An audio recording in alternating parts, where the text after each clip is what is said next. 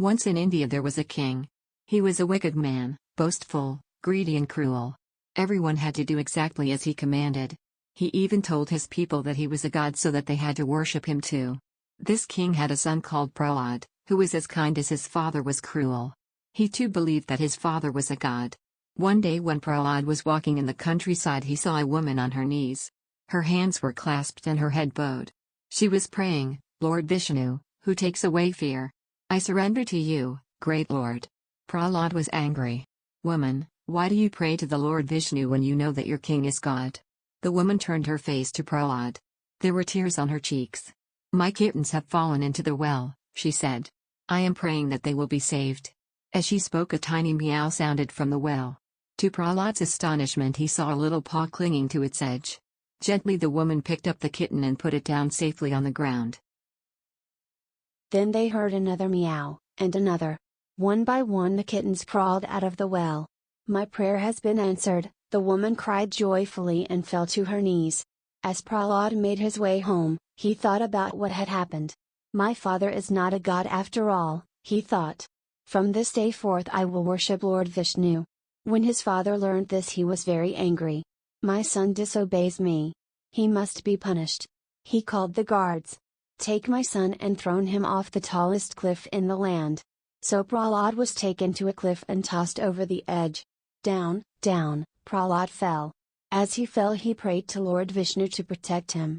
And the god heard him so that his fall was gentle and he was not hurt. When he discovered that the prince was unharmed, the king was furious. How could his son have survived such a fall?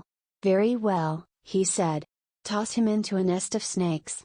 Let us see how he manages to climb out of that one." Prahlad was taken to the snake pit. How he trembled when he looked in and saw the hundreds of snakes twisting below him. How thick their bodies were, as thick as a grown man's arm. As he was pushed in, he prayed to his god. The snakes hissed and curled round Prahlad's body, but were unable to hurt him. When he learnt that Prahlad was unharmed, the king became even more angry, put him amongst a herd of elephants. He shouted, "But first taunt them so they become angry and trample him." He rubbed his hands gleefully. "This time, he will not escape," he chuckled. As soon as they saw Prahlad, the elephants raised their trunks and trumpeted loudly. Prahlad tried not to show his fear as they charged towards him. Again he prayed to his god to protect him. And to the watchers' astonishment, as soon as the elephants reached Prahlad, they stopped still and lowered their trunks, nuzzling him gently. "What am I to do?" the king said to his sister that night, when the news of his son's escape reached him. "How am I to get rid of him?" The king's sister, whose name was Holika, wanted to see Prahlad dead as much as he did. "Leave it to me," she said to him. "I have an idea. In the morning I will build a giant bonfire and walk into it, and dare Prahlad to follow me." "You will be burnt alive," the king said, aghast. "Not I," she smiled. "The flames cannot harm me. I have magic powers that will protect me." "Then that is indeed a good plan," smiled the king. At last he would be rid of his son. In the morning, Holika ordered her servants to build a huge bonfire in front of the palace. Men and women ran to and fro, gathering sticks. Then a burning torch was held to the sticks. The sticks were very dry and the flames leapt up quickly.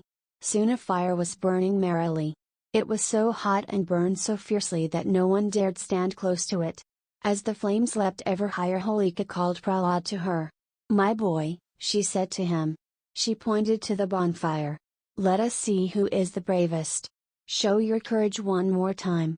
Follow me into the fire."